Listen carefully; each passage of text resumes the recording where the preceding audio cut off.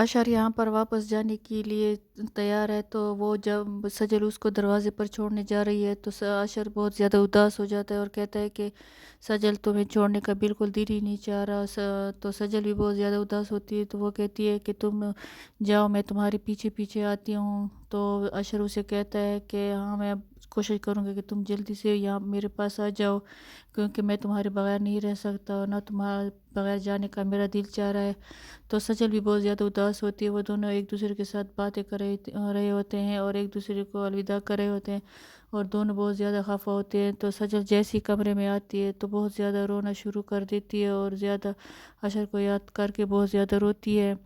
तो यहाँ पर अशर का फ़ोन आ जाता है, उसे कहता है कि तुमने मुझे अपना आदी बना लिया है, अब तो अब ये घर मुझे अच्छा नहीं लगता, तुम्हारे बगैर बिल्कुल भी अच्छा नहीं लग रहा।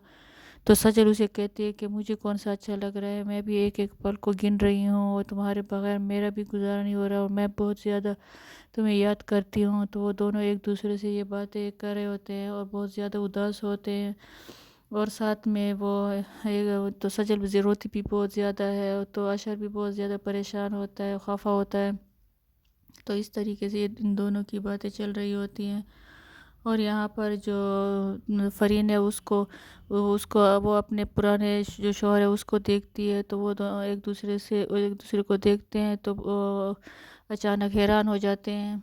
तो इस तरीके से यहाँ पर जो यहाँ पर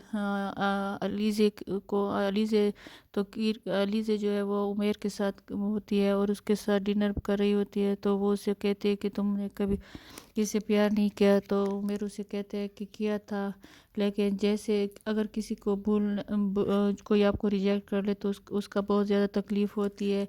यहाँ पर फरीन कमरे में आती है तो समीर बैठा होता है, उसे कहता है कि तुम्हारे भाई ने तुम्हें माफ़ किया, तुम्हारा भाई बिल्कुल उसका दिल हीरे जैसा है और वो बहुत ही अच्छा इंसान है। तो वो कहती है कि हाँ, इसका वो बिल्कुल भी वो नहीं, इसमें इसकी कोई भी वो नहीं, अच्छाई नहीं है।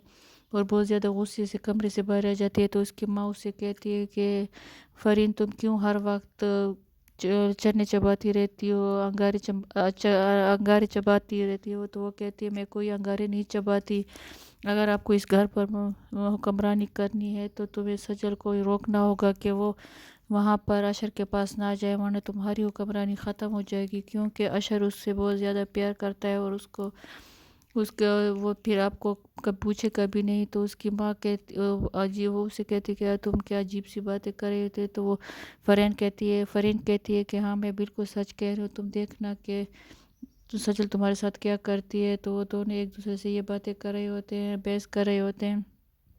तो अशर की माँ जो है वो हंसती है और कहती है कि तुम किस तरीके से बातें कर रही हो, ऐसी कोई बात नहीं है, मेरा बेटा मुझसे बहुत ज़्यादा प्यार करता है, वो मुझे कभी भी छोड़ कर नहीं जाएगा। तो जो फरीन है वो कहती है तुम्हारी गलत फहमी है, वो कभी भी इस तरीके से नहीं करेगा, वो तुम्हें छोड़कर चला जाएगा हमेशा के लिए जब उसके बच्चे हो जाएंगे।